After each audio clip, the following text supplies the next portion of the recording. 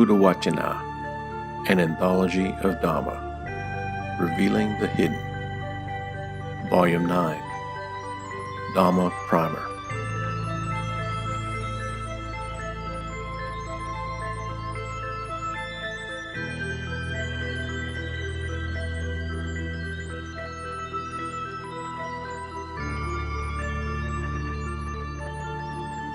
Why every Buddhist must study only the Tathagata's words.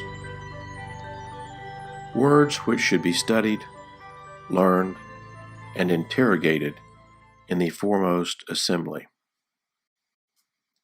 Here, in this kind of assembly, when those discourses are being recited that are mere poetry composed by poets, beautiful in words and phrases, created by outsiders, spoken by disciples, the bhikkhus do not want to listen to them, do not lend an ear to them, or apply their minds to understand them. They do not think those teachings should be studied and learned.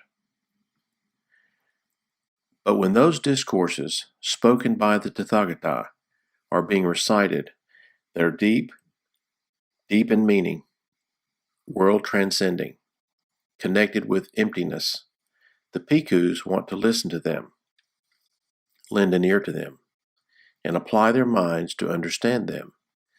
They think those teachings should be studied and learned. And having learned those teachings, they interrogate each other about them and examine them thoroughly, asking, "How is this? What is the meaning of this?" They disclose to others what is obscure and elucidate what is unclear, and dispel their perplexity about numerous perplexing points. This is called the assembly trained in interrogation, not in vain talk. Words that should be studied and mastered. Simile of the drum peg. Bhikkhus. Once in the past, the Dasaras had a kettle drum called the summoner. When the summoner became cracked, the Dasaras inserted another peg. Eventually, the time came when the summoner's original drumhead had disappeared and only a collection of pegs remained.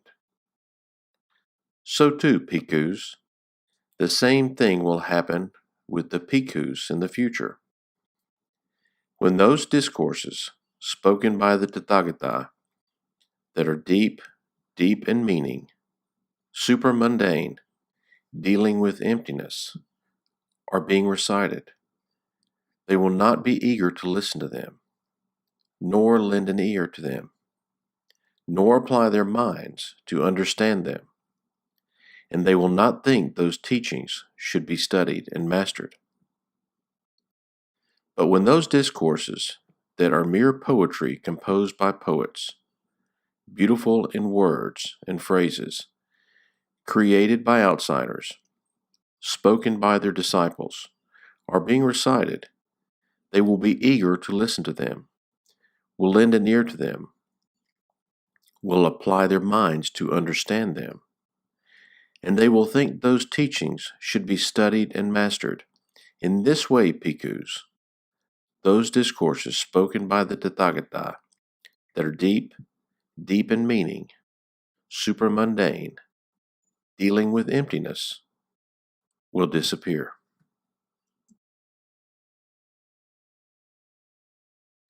Words from singleness of mind. Agivisana, the Tathagata teaches the Dhamma to others only to give them knowledge. When the talk is finished, Agivisana, then I steady my mind internally, quieten it, bring it to singleness, and concentrate it on that same sign of concentration as before, in which I constantly abide. Words that are just so, not otherwise. From the night he fully awakened, monks, until the night he attains final Nibbana. In this interval, whatever he speaks, talks of, and expounds, all that is just so, not otherwise. Words of immediately effective Dhamma.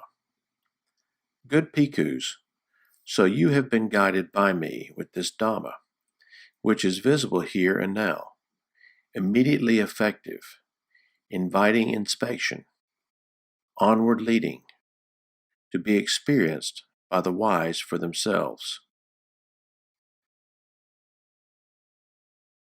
Words of Dhamma and discipline.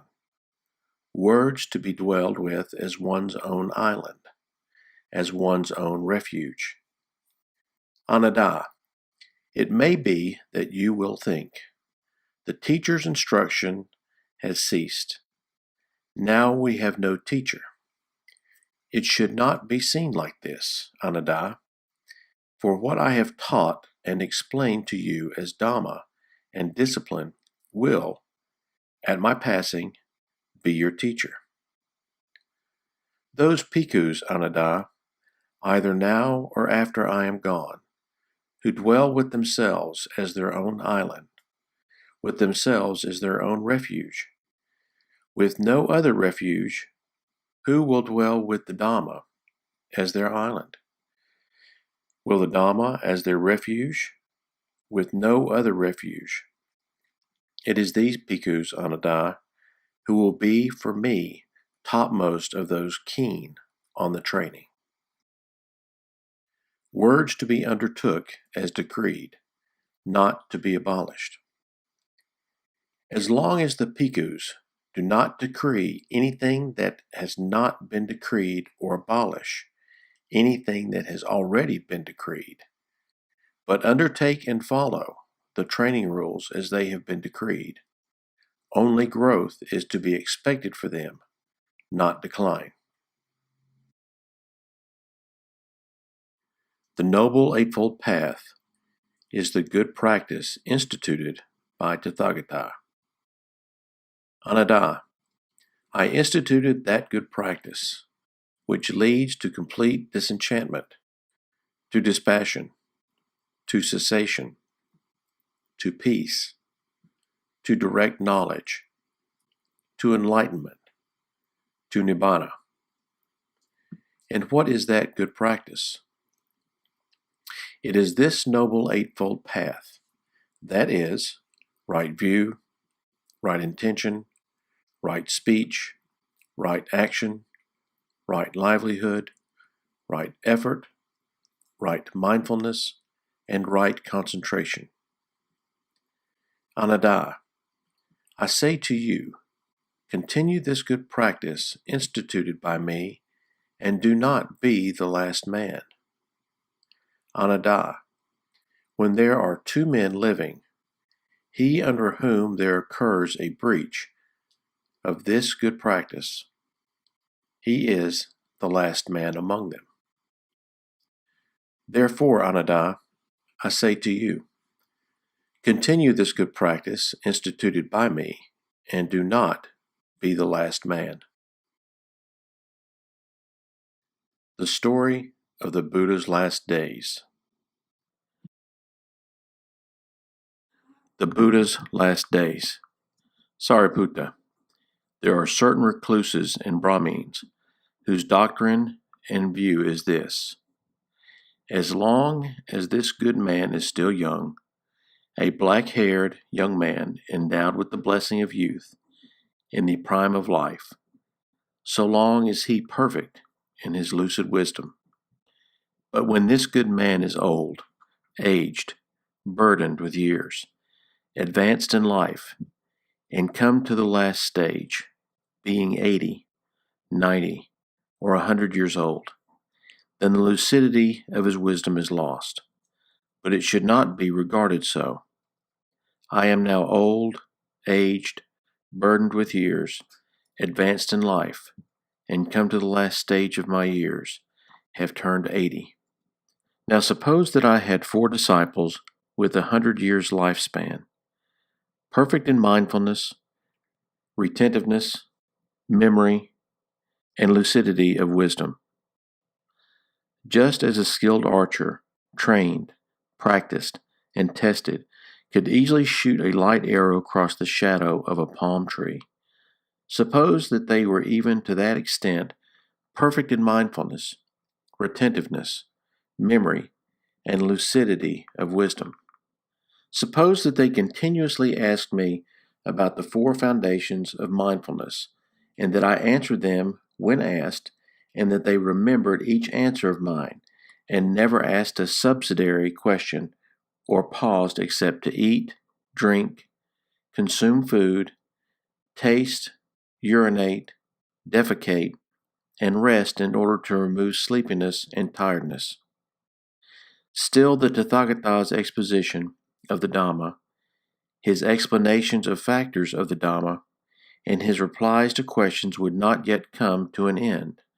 But meanwhile, those four disciples of mine, with their 100 years lifespan, would have died at the end of those 100 years. Sariputta, even if you have to carry me about on a bed, still there will be no change in the lucidity of the Tathagata's wisdom. Rightly speaking, were it to be said of anyone, a being not subject to delusion has appeared in the world for the welfare and happiness of many. Out of compassion for the world, for the good, welfare, and happiness of gods and humans, it is of me, indeed, that rightly speaking, this should be said. Then the Venerable Ananda approached the Blessed One. Having approached and paid homage, while massaging the Blessed One's limbs, he said to him, "It is wonderful, Venerable Sir. It is amazing, Venerable Sir. The Blessed One's complexion is no longer pure and bright. His limbs are all flaccid and wrinkled. His body is stooped, and some alteration is seen in his faculties, in the eye faculty, the ear faculty, the nose faculty, the tongue faculty, the body faculty. So it is, Ananda. In youth one is subject to aging. In health one is subject to illness. While alive one is subject to death. The complexion is no longer pure and bright. The limbs are all flaccid and wrinkled. The body is stooped, and some alteration is seen in the faculties, in the eye faculty, the ear faculty, the nose faculty, the tongue faculty, the body faculty." This is what the Blessed One said. Having said this, the Fortunate One, the teacher, further said this: "Fie on you, wretched aging, aging which makes beauty fade. So much has the charming puppet been crushed beneath advancing age. One who might live 100 years also has death as destruction. Death spares none along the way, but comes crushing everything." And now again, Ananda, the Tathagata has today at Chapala's shrine consciously and deliberately rejected the rest of his allotted term of life. And when he had thus spoken, the Venerable Ananda addressed the Exalted One and said, "Vouchsafe, Lord, to remain during the eon, live on through the kalpa, O Exalted One, for the good and the happiness of the great multitudes, out of pity for the world, for the good and the gain and the weal of gods and men." "Enough now, Ananda. Beseech not the Tathagata," was the reply. "The time for making such requests is past." And again, the second time and the third time, the Venerable Ananda besought the Exalted One in the same words, and he received from the Exalted One the same reply.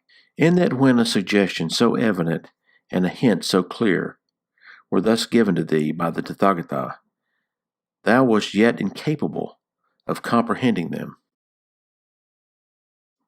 If thou shouldst then have so besought the Tathagata might have rejected the appeal even to the second time, but the third time he would have granted it. Thine, therefore, O Ananda, is the fault, thine is the offense. But now, Ananda, have I not formerly declared to you that it is in the very nature of all things, near and dear unto us, that we must divide ourselves from them, leave them, sever ourselves from them? How, then, Ananda, can this be possible, whereas anything whatever born, brought into being, and organized, contains within itself the inherent necessity of dissolution? How then can this be possible, that such a being should not be dissolved? No such condition can exist. All component things must grow old. Work out your salvation with diligence. The final extinction of the Tathagata will take place before long. At the end of 3 months from this time, the Tathagata will die. My age is now full ripe. My life draws to its close. I leave you. I depart, relying on myself alone. Be earnest then, O brethren, holy, full of thought. Be steadfast in resolve. Keep watch over your own hearts. Who wearies not, but holds fast to this truth and law, shall cross the sea of life, shall make an end of grief.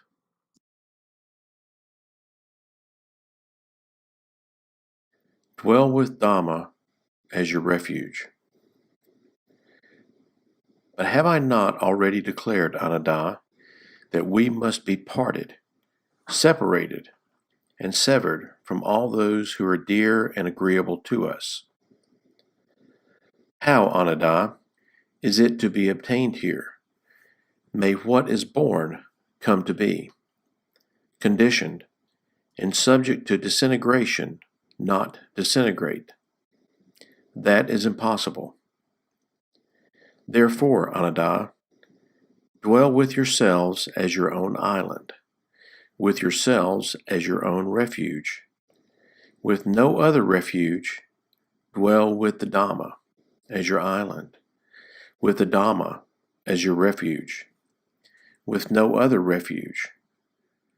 And how, Ananda, does a bhikkhu dwell with himself as his own island, with himself as his own refuge, with no other refuge, with the Dhamma as his island, with the Dhamma as his refuge, with no other refuge? Here, Ananda, a bhikkhu dwells contemplating the body in the body. He dwells contemplating feelings in feelings. He dwells contemplating mind in mind. He dwells contemplating phenomena in phenomena, ardent, clearly comprehending, mindful, having removed covetousness and displeasure in regard to the world. Those bhikkhus, Ananda, either now or after I am gone, who dwell with themselves as their own island, with themselves as their own refuge, with no other refuge, who dwell with the Dhamma as their island, with the Dhamma as their refuge, with no other refuge.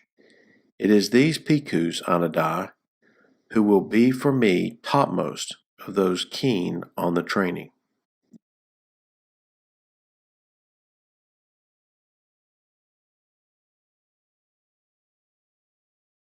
Four criteria that assuredly the word of the Buddha. Suppose a monk were to say, "Friends, I heard and received this from the Lord's own lips. This is the Dhamma. This is the discipline. This is the Master's teaching. Then, monks, you should neither approve nor disapprove his words. Then, without approving or disapproving his words and expressions, should be carefully noted and compared with the suttas and reviewed in the light of the discipline. If they, on such comparison and review, are found not to conform to the suttas or the discipline, the conclusion must be, assuredly this is not the word of the Buddha. It has been wrongly understood by this monk, and the matter is to be rejected. But where on such comparison and review they are found to conform to the suttas or the discipline, the conclusion must be, assuredly, this is the word of the Buddha. It has been rightly understood by this monk. Suppose a monk were to say, in such and such a place there is a community with elders and distinguished teachers. I have heard and received this from that community. Then, monks, you should neither approve nor disapprove his words.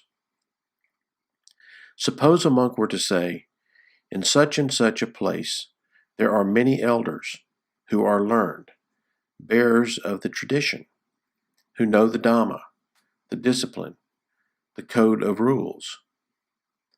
Suppose a monk were to say, in such and such a place there is one elder who is learned. I have heard and received this from that elder. But where on such comparison and review they are found to conform to the suttas and the discipline, then the conclusion must be, assuredly, this is the word of the Buddha. It has been rightly understood by this monk. The Supreme Homage. Ananda, prepare me a bed between these twin salt trees, with my head to the north. I am tired and want to lie down.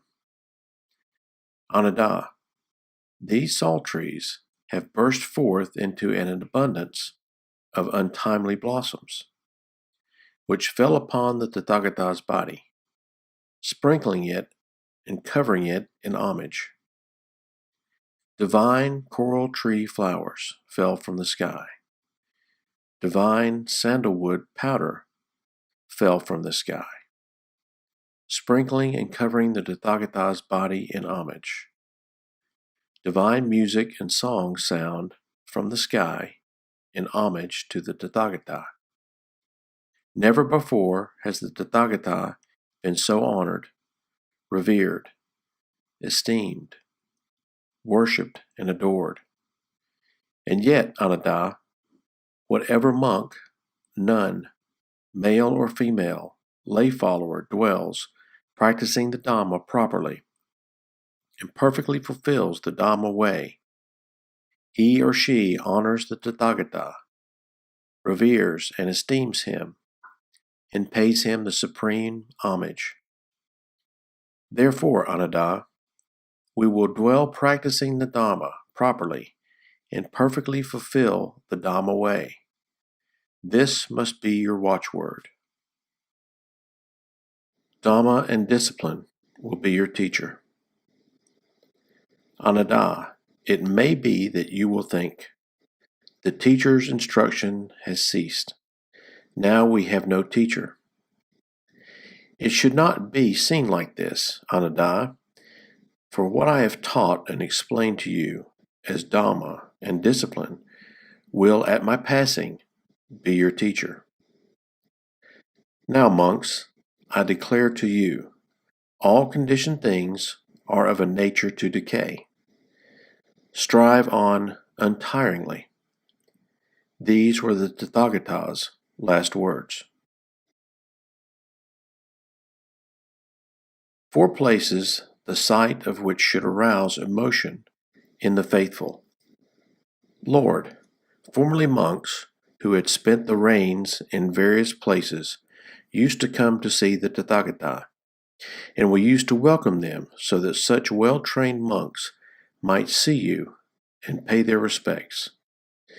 But with the Lord's passing, we shall no longer have a chance to do this. Ananda, there are 4 places the sight of which should arouse emotion in the faithful. Which are they? Here the Tathagata was born is the first. Here the Tathagata attained supreme enlightenment is the second.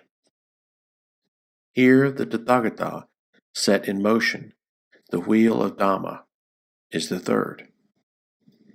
Here, the Tathagata attain Nibbana, element, without remainder, is the fourth.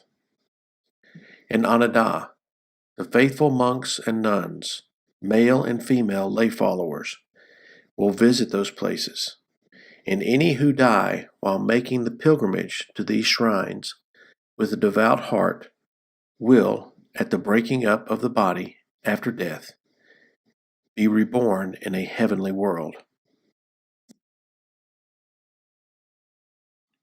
3 places that should be remembered. Bhikkhus.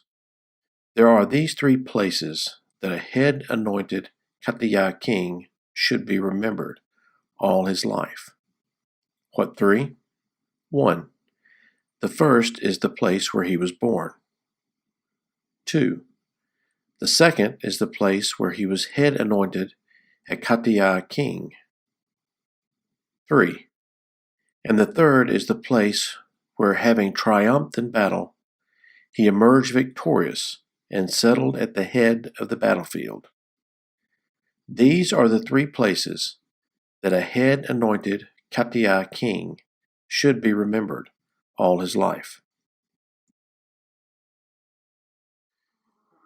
Nibbana and the end of dukkha. Birth is the origin of suffering. Bhikkhus. The conception of an embryo in a womb takes place through the union of 3 things. Here, there is a union of the mother and father, but it is not the mother's season, and the being to be reborn is not present. In this case, there is no conception of an embryo in the womb. Here, there is a union of the mother and father, and it is the mother's season, but the being to be reborn is not present. In this case, too, there is no conception of an embryo in a womb. But when there is a union of a mother and father, and it is the mother's season, and the being to be reborn is present, through the union of these 3 things, the conception of an embryo in a womb takes place. The mother then carries the embryo in her womb for 9 or 10 months, with much anxiety, as a heavy burden. Then, at the end of 9 or 10 months, the mother gives birth with much anxiety, as a heavy burden. Then, when the child is born, she nourishes it with her own blood, for her mother's breast milk is called blood in the Noble One's discipline. When he grows up and his faculties mature, the child plays at such games as toy plows, tip-cat, somersaults, toy windmills, toy measures, toy cars, and a toy bow and arrow.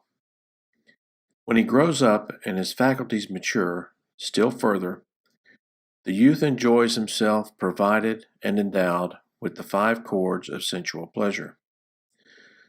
With forms cognizable by the eye, sounds cognizable by the ear, odors cognizable by the nose, flavors cognizable by the tongue, tangibles cognizable by the body that are wished for, desired, agreeable, and likable, connected with sensual desire and provocative of lust.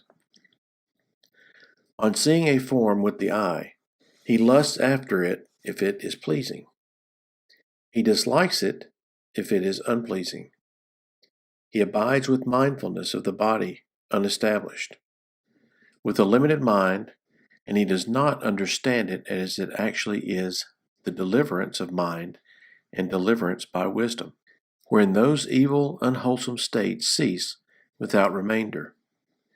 Engaged, as he is in favoring and opposing whatever feeling he feels, whether pleasant or painful, or neither painful nor pleasant, he delights in that feeling, welcomes it, and remains holding to it.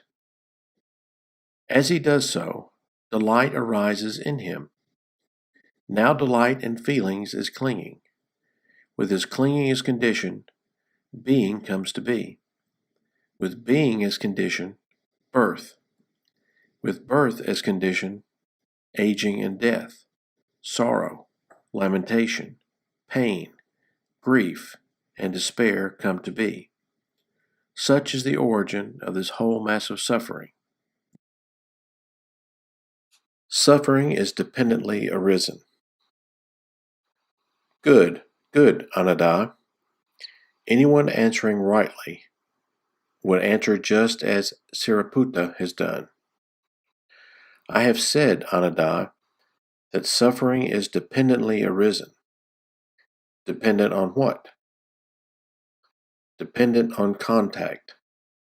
If one were to speak thus, one would be stating what has been said by me and would not misrepresent me with what is contrary to fact. One would explain in accordance with the Dhamma, and no reasonable consequences of one's assertion would give ground for criticism. Therein, Ananda, in the case of those ascetics and Brahmins, proponents of karma, who maintain that suffering is created by oneself, that is conditioned by contact. Also, in the case of those ascetics and Brahmins, proponents of karma, who maintain that suffering is created by another, that too is conditioned by contact. Also, in the case of those ascetics and Brahmins, proponents of karma, who maintain that suffering is created both by oneself and by another, that too is conditioned by contact. With the destruction of karma comes the destruction of suffering. Bhikkhus, develop the path and the way that leads to the destruction of craving. And what is the path and the way that leads to the destruction of craving? It is the 7 factors of enlightenment. What 7? The enlightenment factor of mindfulness, the enlightenment factor of discrimination of states, the enlightenment factor of energy, the enlightenment factor of rapture, the enlightenment factor of tranquility, the enlightenment factor of concentration, the enlightenment factor of equanimity. When this was said, the Venerable Uday asked the Blessed One, Venerable Sir, how are the 7 factors of enlightenment developed and cultivated so that they lead to the destruction of craving? Here, Uday, a bhikkhu develops the enlightenment factor of mindfulness, which is based upon seclusion, dispassion, and cessation, maturing in release, which is vast, exalted, measureless, without ill will. When he develops the enlightenment factor of mindfulness, which is based upon seclusion, dispassion, and cessation, maturing in release, which is vast, exalted, measureless, without ill will, craving is abandoned. With the abandoning of craving, karma is abandoned. With the abandoning of karma, suffering is abandoned. He develops the enlightenment factor of equanimity, which is based upon seclusion, dispassion, and cessation, maturing in release, which is vast, exalted, measureless, without ill will. When he develops the enlightenment factor of equanimity, which is based upon seclusion, dispassion, and cessation, maturing in release, which is vast, exalted, measureless, without ill will, craving is abandoned. With the abandoning of craving, karma is abandoned. With the abandoning of karma, suffering is abandoned. Thus, Uday, with the destruction of craving comes the destruction of kama. With the destruction of kama comes the destruction of suffering. The destruction of delight. สัมมาปัสสังนิพพินทติ Seeing rightly, he experiences revulsion. นันทิขยาราคะคโย With the destruction of delight comes destruction of lust. ราคะขยานันทิขโย With the destruction of lust comes destruction of delight.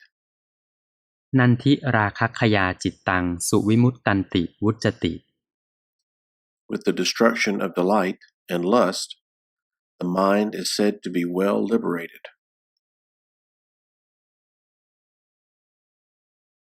The destruction of craving is Nibbana. Venerable Sir, it is said, a being. In what way, Venerable Sir, is one called a being? One is stuck, Radha, tightly stuck, in desire, lust, delight, and craving for form. Therefore, one is called a being. One is stuck, tightly stuck, in desire, lust, delight, and craving for feeling. Therefore, one is called a being. One is stuck, tightly stuck, in desire, lust, delight, and craving for perception. Therefore, one is called a being. One is stuck, tightly stuck, in desire, lust, delight, and craving for volitional formations. Therefore, one is called a being. One is stuck, tightly stuck, in desire, lust, delight, and craving for consciousness. Therefore, one is called a being. Suppose, Radha, some little boys or girls are playing with sandcastles. So long as they are not devoid of lust, desire, affection, thirst, passion, and craving for those sandcastles, they cherish them, play with them, treasure them, and treat them possessively. But when those little boys or girls lose their lust, desire, affection, thirst, passion, and craving for those sandcastles, then they scatter them with their hands and feet, demolish them, shatter them, and put them out of play. So too, Radha, scatter form, demolish it, shatter it, put it out of play. Practice for the destruction of craving.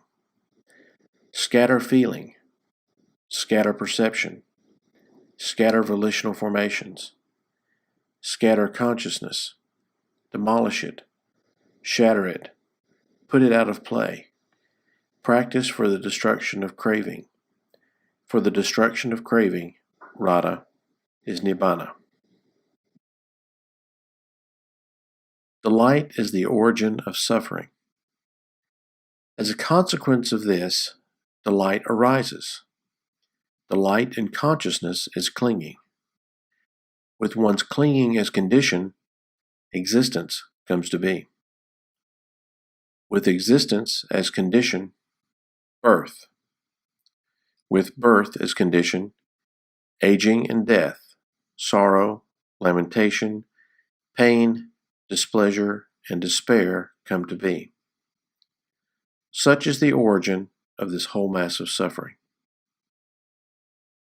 A stream enterer is worth more than being a wheel-turning monarch. Bhikkhus, although a wheel-turning monarch, having exercised supreme sovereign rulership over the 4 continents, with the breakup of the body, after death, is reborn in a good destination, in a heavenly world, in the company of the devas of the Tavatimsa realm, and there in the Nandana grove, accompanied by a retinue of celestial nymphs. He enjoys himself supplied and endowed with the 5 chords of celestial sensual pleasure. Still, as he does not possess 4 things, he is not freed from hell, the animal realm, and the domain of ghosts, not freed from the plane of misery, the bad destinations, the netherworld. Although Bhikkhus, a noble disciple maintains himself by lumps of alms food and wears rag robes, still, as he possesses 4 things, he is freed from hell, the animal realm, and the domain of ghosts, freed from the plane of misery, the bad destinations, the netherworld. What are the 4? Here, Bhikkhus, the noble disciple possesses confirmed confidence in the Buddha thus. The Blessed One is an Arahant, perfectly enlightened, accomplished in true knowledge and conduct, fortunate, knower of the world, unsurpassed leader of persons to be tamed, teacher of devas and humans, the enlightened one, the Blessed One. He possesses confirmed confidence in the Dhamma thus. The Dhamma is well expounded by the Blessed One, directly visible, immediate, inviting one to come and see, applicable to be personally experienced by the wise. He possesses confirmed confidence in the Sangha thus. The Sangha of the Blessed One's disciples is practicing the good way, practicing the straight way, practicing the true way, practicing the proper way. That is, the 4 pairs of persons, the 8 types of individuals.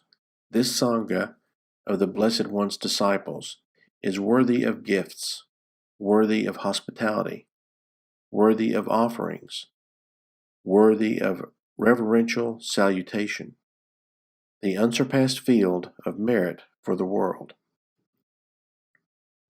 He possesses the virtues dear to the Noble One's unbroken, untorn, unblemished, unmottled, freeing, praised by the wise, ungrasped, leading to concentration.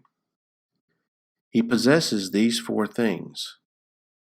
And Bhikkhus, between the obtaining of sovereignty over the 4 continents and the obtaining of the 4 things, the obtaining of sovereignty over the 4 continents is not worth a 16th part of the obtaining of the 4 things. Faith follower. Bhikkhus, the eye is impermanent, changing, becoming otherwise. The ear, the nose, the tongue, the body, the mind is impermanent, changing, becoming otherwise.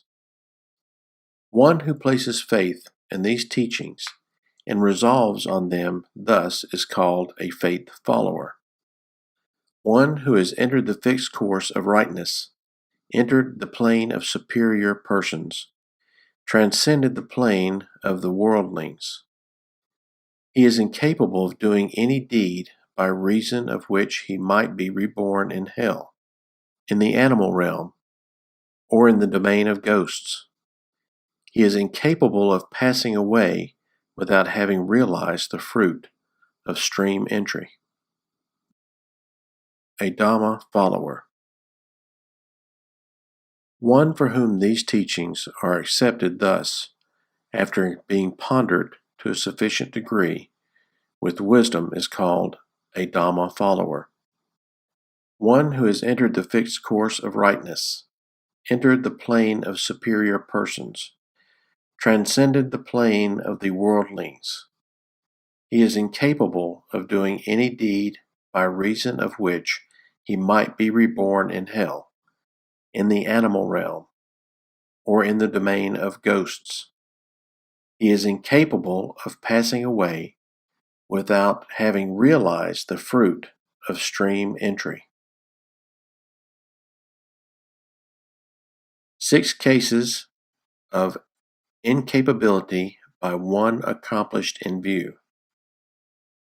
Bhikkhus, there are these 6 cases of incapability. What 6?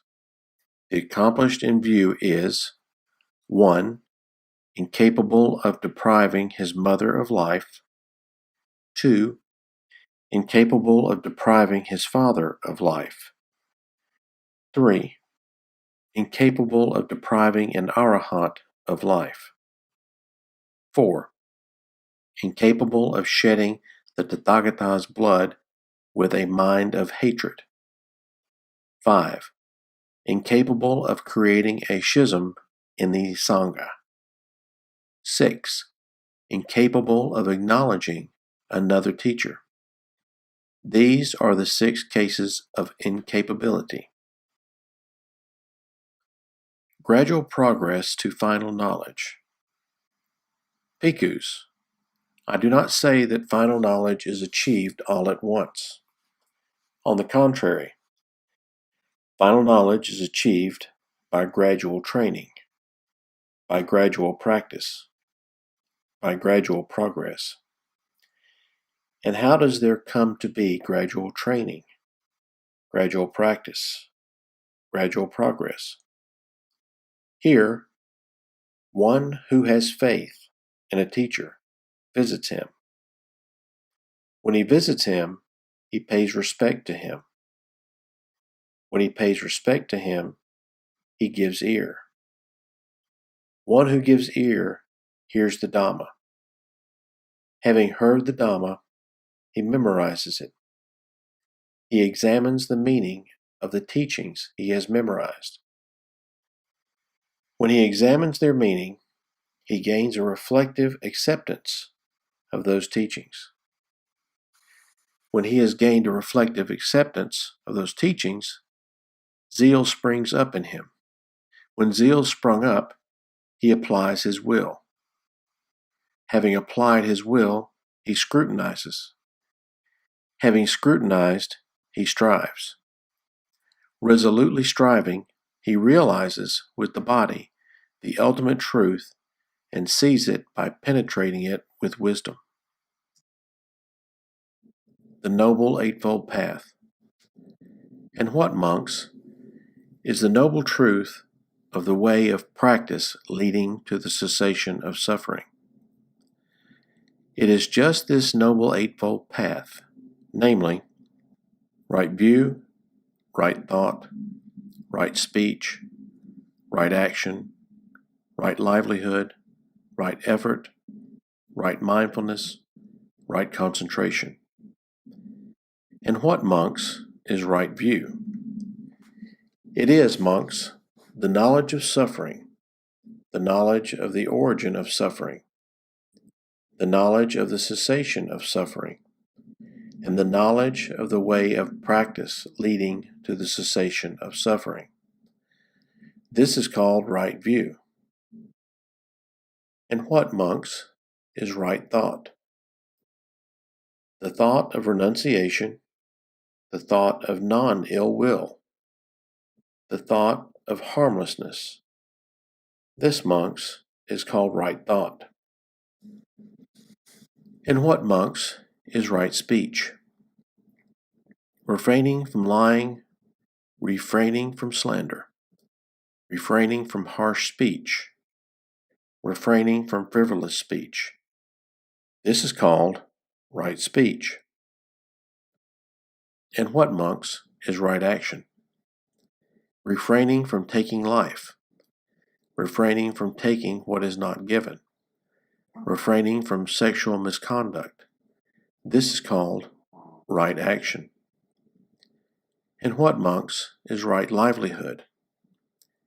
Here, monks, the Aryan disciple, having given up wrong livelihood, keeps himself by right livelihood. And what, monks, is right effort?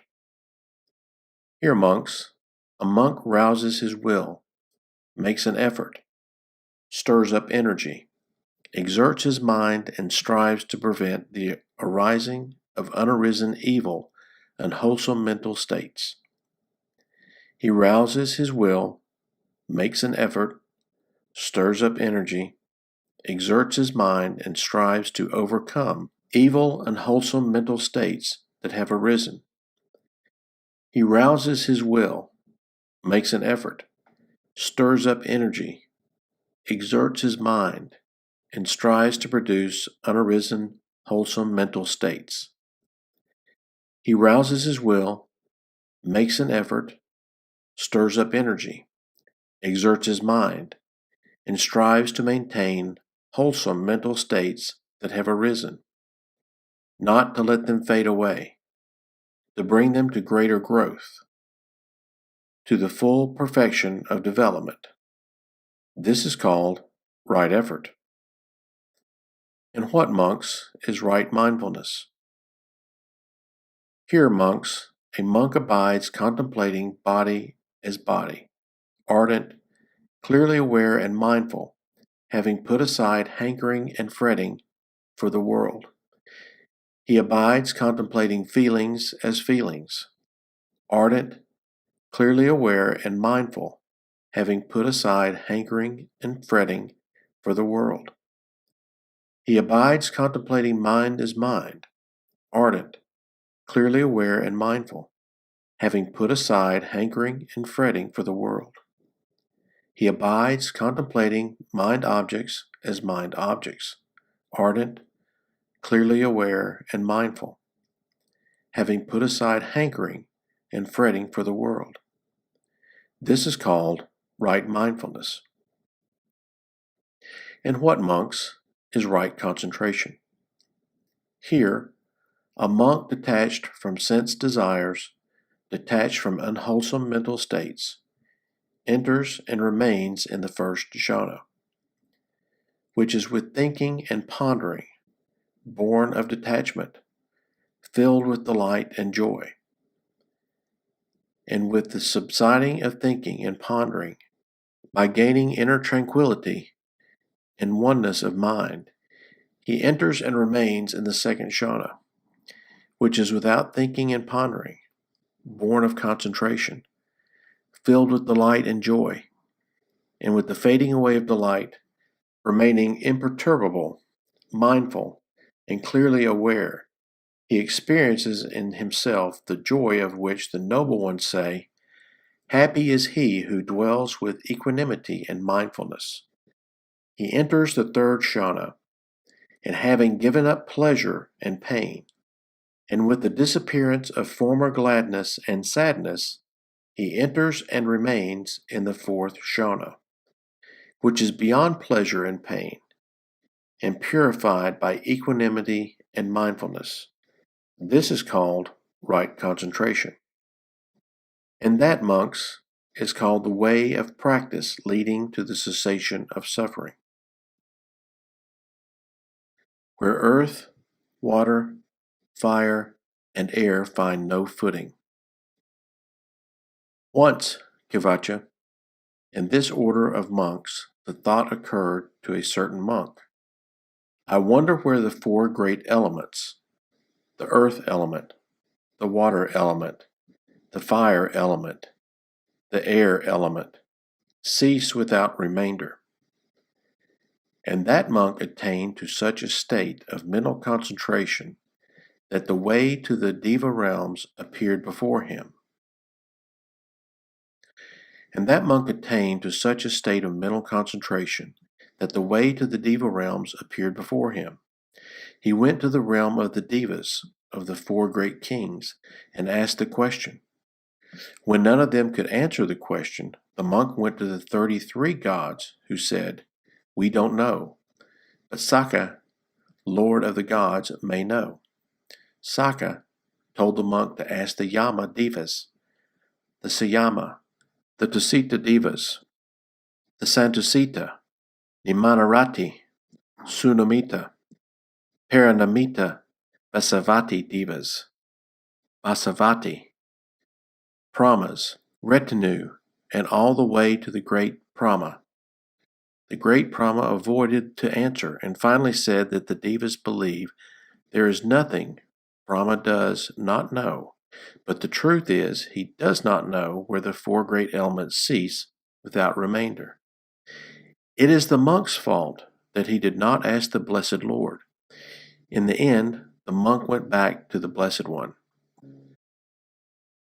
So that monk, as swiftly as a strong man might flex or unflex his arm, vanished from the Brahma world and appeared in my presence. He prostrated himself before me, then sat down to one side and said, Lord, where do the four great elements, the earth element, the water element, the fire element, and the air element cease without remainder? I replied, Monk, once upon a time, seafaring merchants, when they set sail on the ocean, took in their ship a land-sighting bird. When they could not see the land themselves, they released this bird. The bird flew to the east, to the south, to the west, to the north. It flew to the zenith and to the intermediate points of the compass. If it saw land anywhere, it flew there. But if it saw no land, it returned to the ship. In the same way, monk, you have been as far as the Brahma world searching for an answer to your question and not finding it. And now you come back to me. But monk, you should not ask your question in this way. Where do the four great elements, the earth element, the water element, the fire element, the air element, cease without remainder? Instead, this is how the question should have been put. Where do earth, water, fire, and air no footing find? Where are long and short, small and great, fair and foul? Where are name and form, wholly destroyed? And the answer is, where consciousness is slightless, boundless, all luminous, there's where earth, water, fire, and air find no footing. There both long and short, small and great, fair and foul. There, name and form are wholly destroyed. With the cessation of consciousness, this is all destroyed.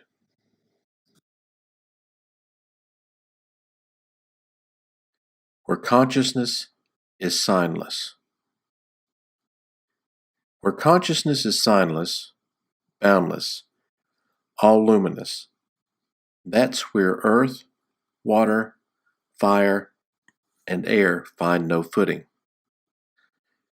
There, both long and short, small and great, fair and foul, there, name and form are wholly destroyed.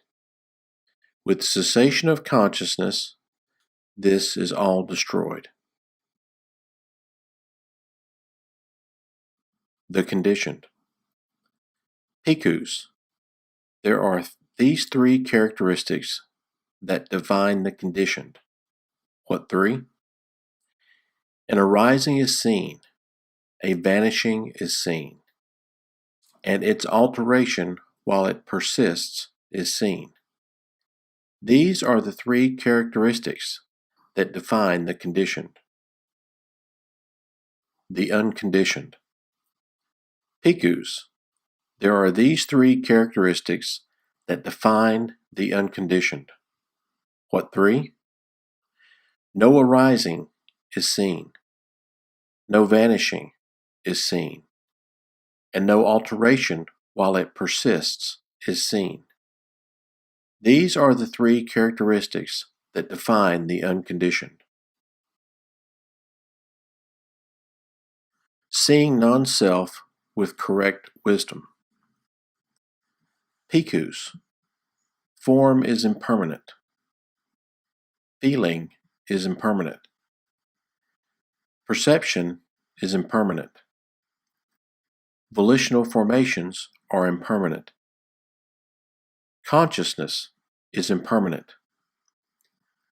What is impermanent is suffering. What is suffering is non-self. What is non-self should be seen as it really is with correct wisdom thus: this is not mine. This I am not. This is not myself. When one sees this thus, as it really is, with correct wisdom, one holds no more views concerning the past. When one holds no more views concerning the past, one holds no more views concerning the future. When one holds no more views concerning the future, one has no more obstinate grasping. When one has no more obstinate grasping, the mind becomes dispassionate towards form, feeling, perception, volitional formations, and consciousness, and is liberated from the taints by non-clinging. By being liberated, it is steady. By being steady, it is content. By being content, one is not agitated. Being unagitated, one personally attains Nibbana. One understands. Destroyed is birth. The holy life has been lived. What had to be done has been done. There is no more for this state of being. The nutriment edible food. If bhikkhus, there is no lust for the nutriment edible food, or for the nutriment contact, or for the nutriment mental volition, or for the nutriment consciousness. If there is no delight, if there is no craving, consciousness does not become established there and come to growth. Where consciousness does not become established and come to growth, there is no descent of name and form. Where there is no descent of name and form, there is no growth of volitional formations. Where there is no growth of volitional formations, there is no production of future renewed existence. Where there is no production of future renewed existence, there is no future birth, aging, and death. Where there is no future birth, aging, and death, I say that is without sorrow, anguish, and despair.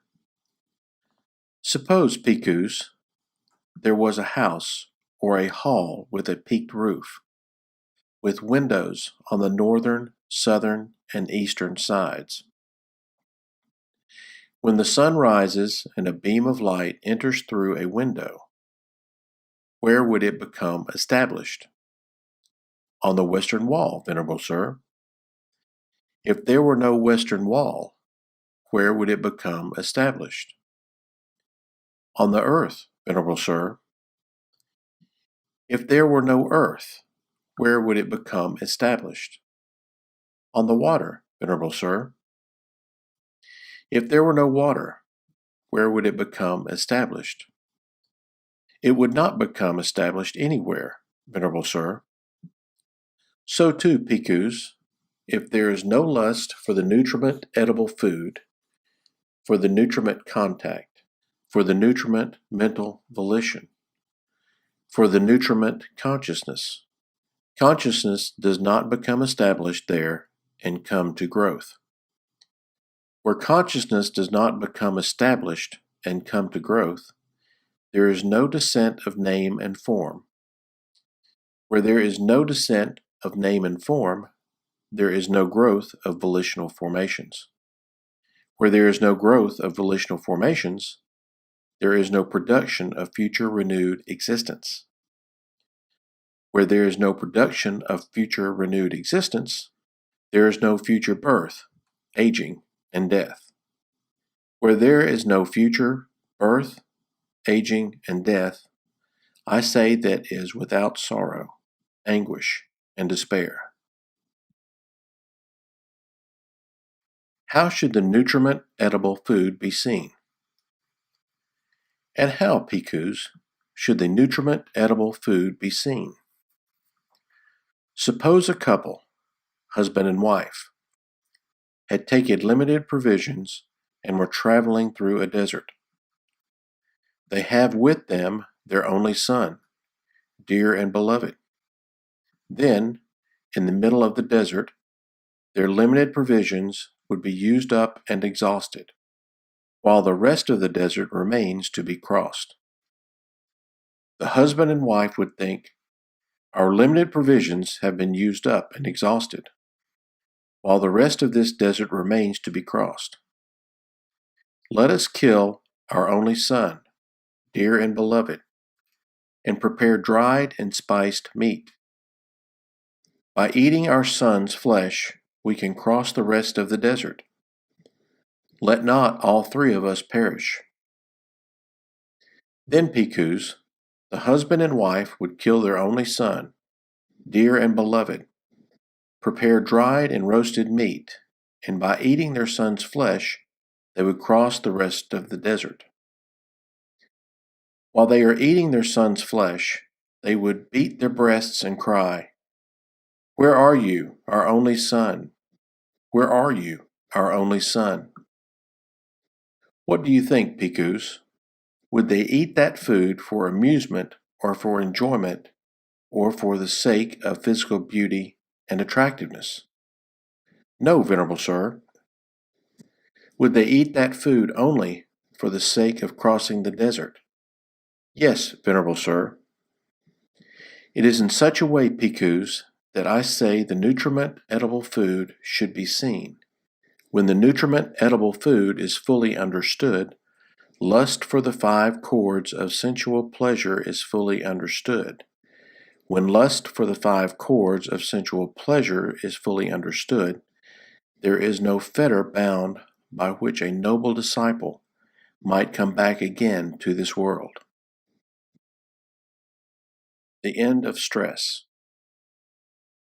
นติยาอสติอาคติคตินโหติ There being no yearning, there is no coming or going.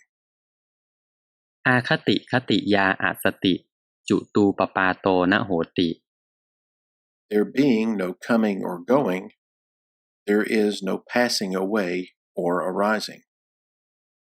จุตูปปาเตอสติเนวิทะนหุรังนอุพยมันตเร There being no passing away or arising, there is neither a here, nor a there, nor a between the two.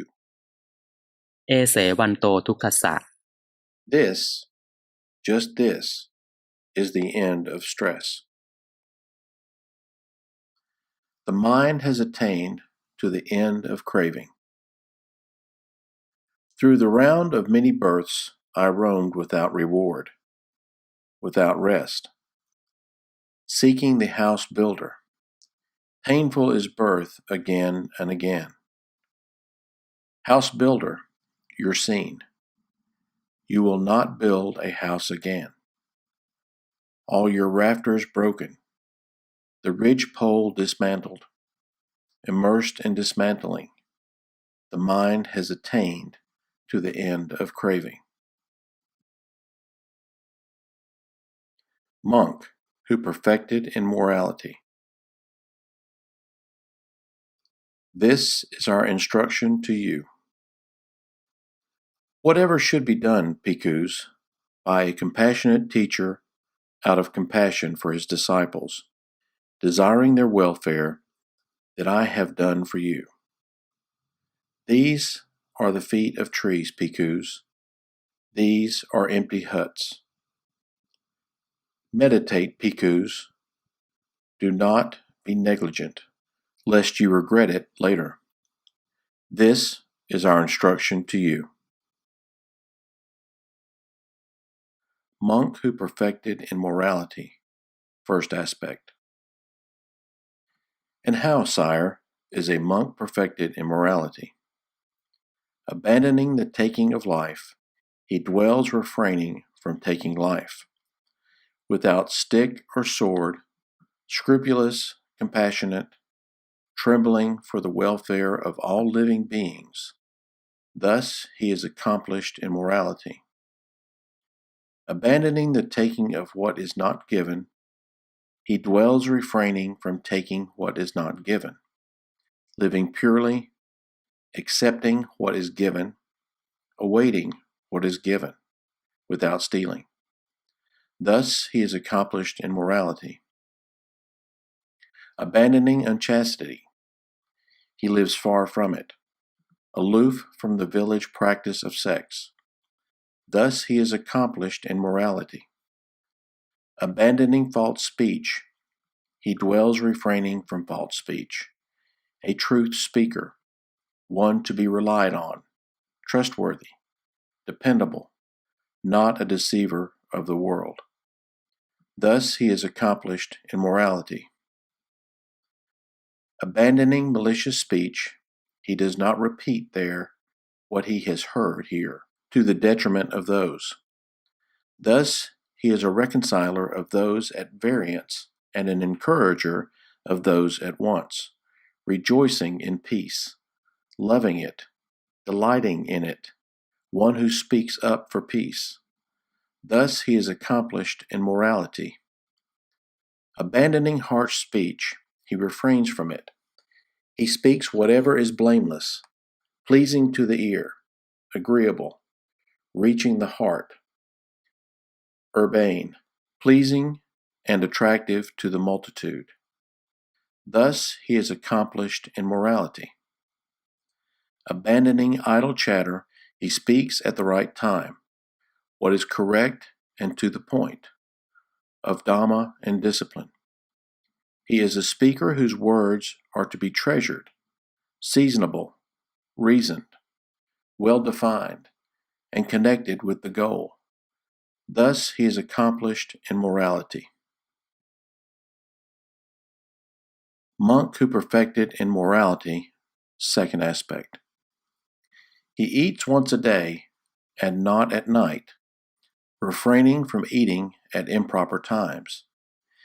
He avoids watching dancing, singing, music, and shows. He abstains from using garlands, perfumes, cosmetics, ornaments, and adornments. He avoids using high or wide beds. He avoids accepting gold and silver. He avoids accepting raw grain or raw flesh. He does not accept women and young girls, male or female slaves, sheep and goats, cocks and pigs, elephants, cattle, horses and mares, fields and plots. He refrains from running errands, from buying and selling, from cheating with false weights and measures, from bribery and corruption, deception and insincerity, from wounding, killing, imprisoning, highway robbery, and taking food by force. Thus he is accomplished in morality.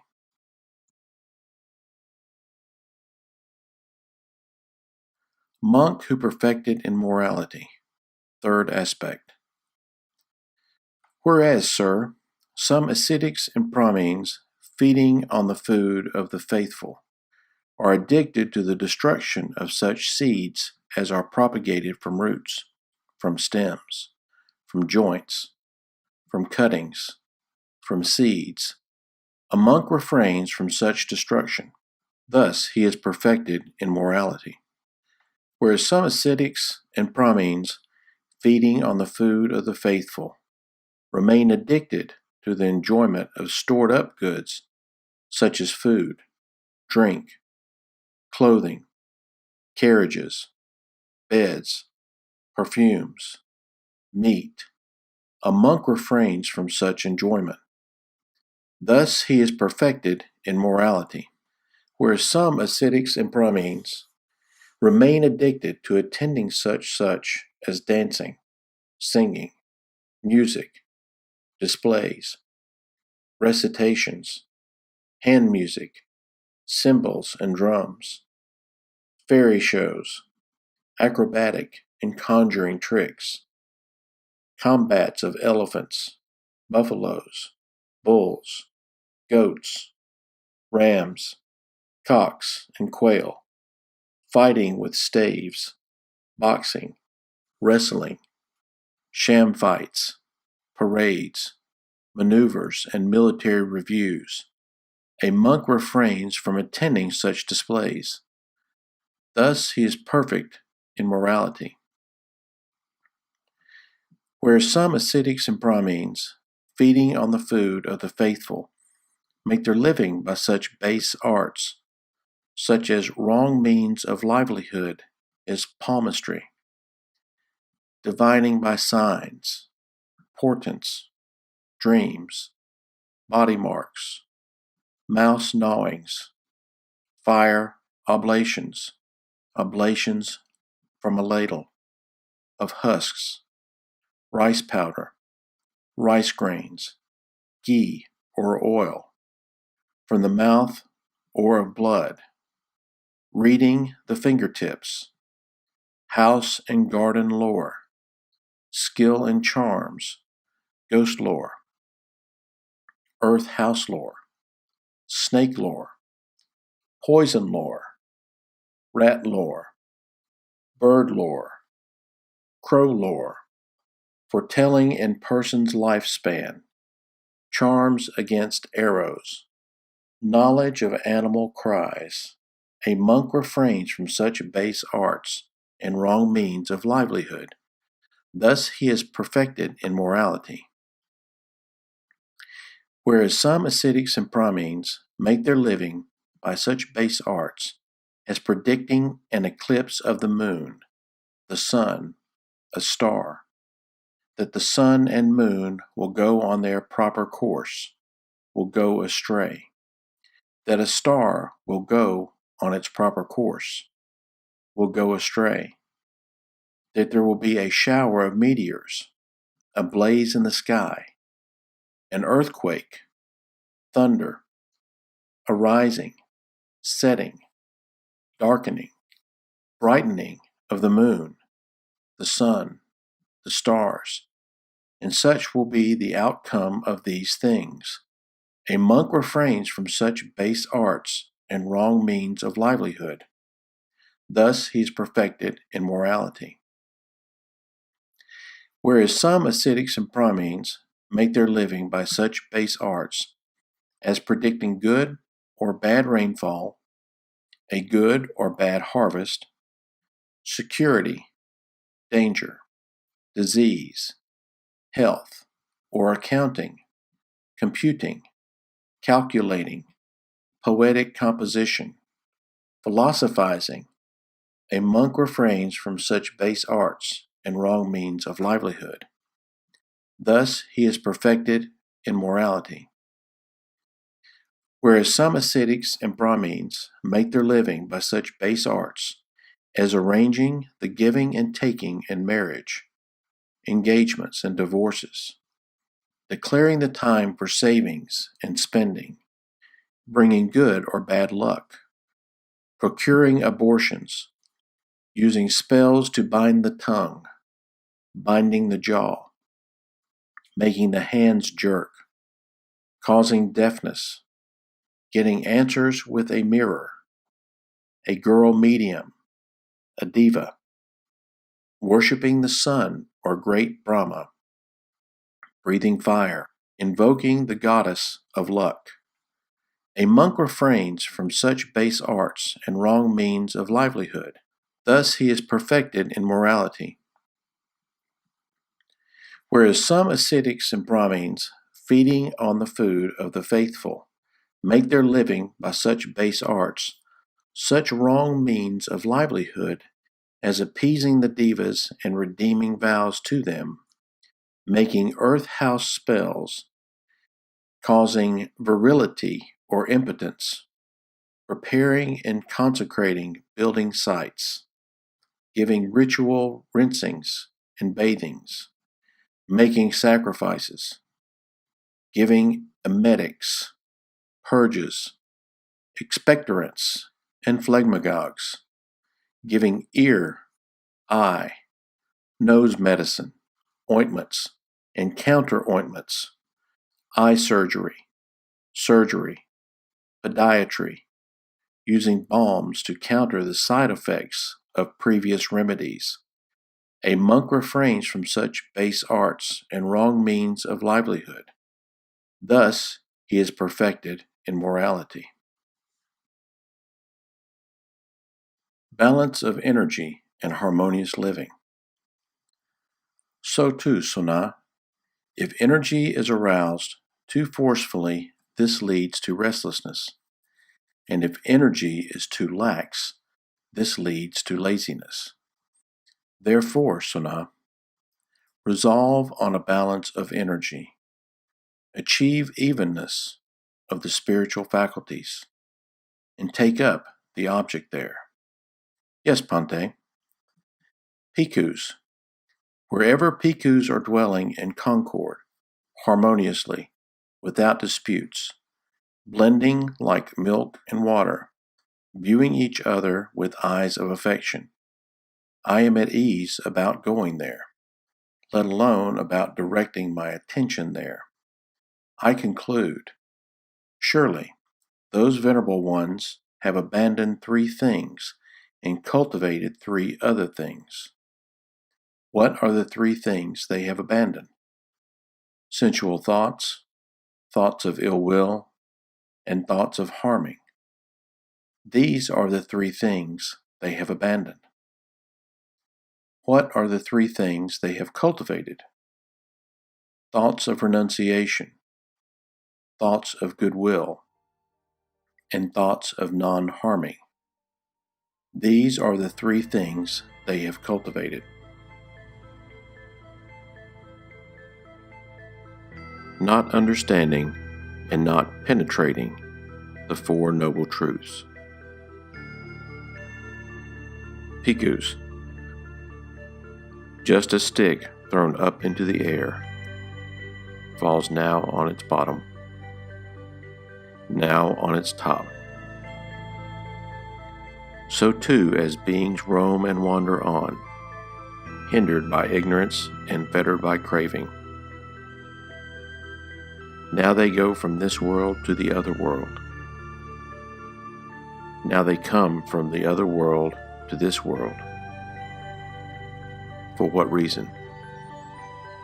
Because they have not seen the 4 Noble Truths. What for? The Noble Truth of suffering, the Noble Truth of the origin of suffering, the Noble Truth of the cessation of suffering, the Noble Truth of the way leading to the cessation of suffering. Therefore, Bhikkhus, an exertion should be made to understand. This is suffering. An exertion should be made to understand. This is the origin of suffering. An exertion should be made to understand. This is the cessation of suffering. An exertion should be made to understand. This is the way leading to the cessation of suffering. Bhikkhus. It is because of not understanding and not penetrating the 4 Noble Truths that you and I have roamed and wandered through this long course of samsara. What for? It is, Bhikkhus, because of not understanding and not penetrating the Noble Truth of suffering, the Noble Truth of the origin of suffering, the Noble Truth of the cessation of suffering, the Noble Truth of the way leading to the cessation of suffering, that you and I have roamed and wandered through this long course of samsara. That Noble Truth of suffering, Bhikkhus, has been understood and penetrated. That Noble Truth of the origin of suffering has been understood and penetrated. That Noble Truth of the cessation of suffering has been understood and penetrated. That noble truth of the way leading to the cessation of suffering has been understood and penetrated. Craving for existence has been cut off. The conduit to existence has been destroyed. Now there is no more renewed existence.